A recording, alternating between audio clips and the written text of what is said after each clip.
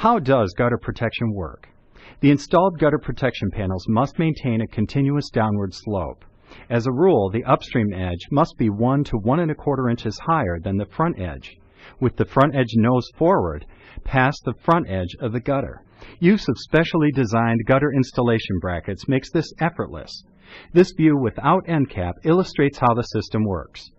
The ribbed panel spreads the water, and then through the principle of surface tension, the water flows over the edge back into the gutter, bringing the water in and keeping leaves and debris out.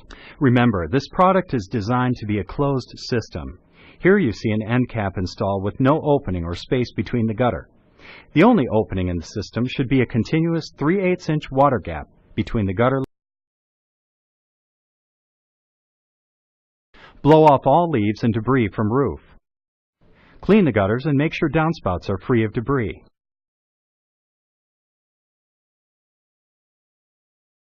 Start installation at the end of a gutter run by installing a bracket about 3 inches from the end cap, 1 foot from the end on hip-style roofs. Hold the bracket so the top is facing you and slide the bottom hook under the front lip and then pull up to make sure the bottom hook is grabbing the front lip of the gutter. To install, make sure the bracket is snug to the fascia by lifting the front of the gutter toward you. Screw in the preset 3-inch screw with a 1/4 inch driver bit and tighten it snug to the back of the gutter. Brackets should be mounted every 30 inches, only 1 screw per bracket. The first step in a standard install is to loosen the second course of shingles to receive the panel. The best time to loosen shingles is early in the day before they get hot. Snap the first bracket into the gutter about 3 inches from a corner or end cap. Lay the panel over the bracket and mark where the next panel would overlap. This is where the next bracket should be placed. Now take the panel and slide it under the second course of shingles, which you've already loosened, and clip the panel into place. Check for proper slope. Panels can be installed on most roofs with a 412 to 512 pitch. Otherwise, you will have to do a brake install. Make sure the bottom lip of the panel is secured in the rear hook of the bracket called the hurricane clip. This ensures a uniform preset gap for water entry. Apply pressure toward the roof edge as you screw it into place. Always use a number 8 1/2 inch zip without stripping it out. Smaller. To complete an end cap, hold the appropriate end of the universal end cap, right or left facing, and trace the basic shape of the gutter onto the end cap. Cut the end cap to fit snugly inside the gutter. Attach the end cap to the panel with 2 1/2 inch zip screws through the end cap flap and the panel. End caps must fit snugly with no gaps.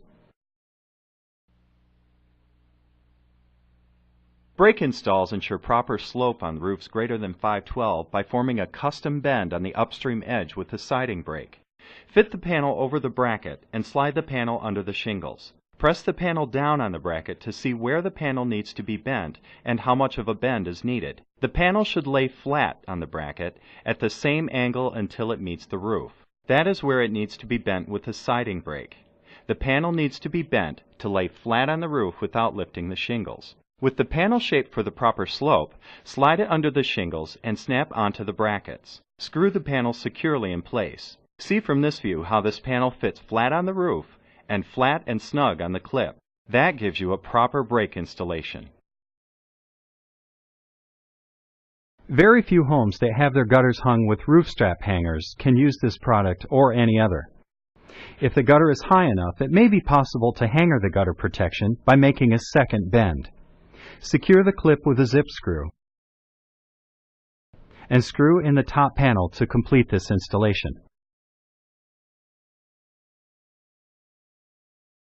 On an inside corner, slide the panel 2 inches into the corner miter. On the other side, cut off a 2-inch angle as shown. Slide it also 2 inches into the miter. Place the valley port in the corner as shown and zip screw to the panel without penetrating the roof. When required, use a roof diverter to spread channeled water over these ported panels. We suggest cutting a ported panel into 2-inch strips to use as roof diverters to allow some water to slip through. Use all the tools to eliminate water runoff. High-capacity ported panels were designed to catch maximum amounts of water while still deflecting debris from entering the gutter. In an area that has a high volume of water being channeled into one area, use a screwdriver to cheese grate the panel toward the direction of the water.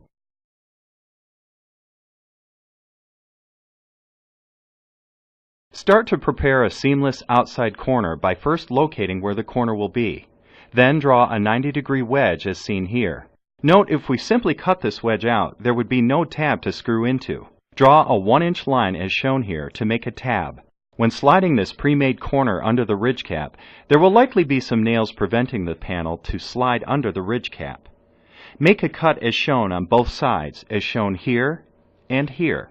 On a brake install, you will need to make an additional wedge mark here to allow the panel to be bent in 2 directions. Mark, but do not cut the underside of the nose with a 90-degree wedge. Wait to cut this until just before installing the pre-made corner. Cut the panel along the marked cut lines above the nose.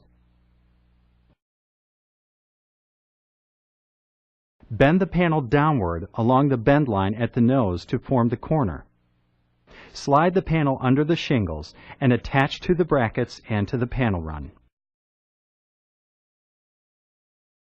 Slanted fascia requires installing a triangular wood piece in order to mount the gutter on a surface perpendicular to the ground. This wood piece should be covered with fascia and an end piece. Once this is installed, brake the panel for proper slope. With this method, the product can be installed on virtually any type of roof.